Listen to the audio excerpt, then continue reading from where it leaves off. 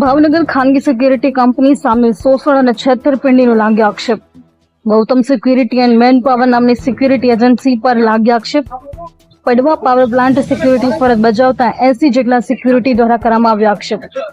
Punjab national બેંકમાં કર્મચારીના ખાતા ખોલીને કર્મચારીથી અચાણ વહીવટ કર્યોના આક્ષેપો લાગ્યા છે.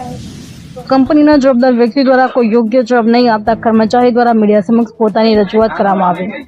તેમજ પંજાબ નેશનલ બેંકના મેનેજર દ્વારા પણ ખાતા ધારકોને જવાબ નહીં આપતા હોવાનો આક્ષેપ.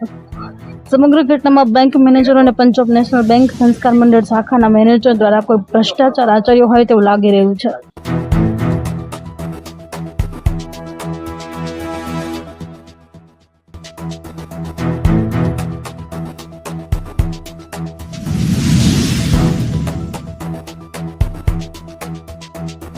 મારું નામ જયપાલસિંહ મજબૂતસિંહ ગોહિલ છે. પેડવા ગામનો રહીશ છું. કે પેડવા પાવર પ્લાન્ટમાં સિક્યુરિટીમાં કામ કરતા હતા. ગૌતમ સિક્યુરિટીમાં જ્યારે અમારા સ્ટાર્ટમાં મેં રાખ્યા એટલે ખાતા ખોલાવવા માટે અમારી જાણ સહી લીધી. દેશી બેંકમાં ખાતું ખોલાવ્યું.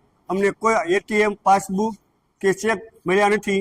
કંઈ તો વ્યવહાર કરતા હતા અને અમને કોઈ જાતની પગારની પણ ખબર નથી. અત્યારે કોન્ટ્રાક્ટ પૂરો થયો એ પાછા લેવા માટે આવ્યા. તમે ચોખ્ખી ના પાડે છે એ તમને નહીં મળે. તમારો પગાર કેટલો કંપની દ્વારા ચૂકવવામાં આવે, તમને કેટલા આપવામાં આવે? પગાર દ્વારા અમારે કંપની દ્વારા પગાર ચૂકવવામાં તો 18,000 રૂપિયા અને અમને હાલમાં પેલા 9,000 આપતા અને પછી 500 નો વધારો કર્યો હતો.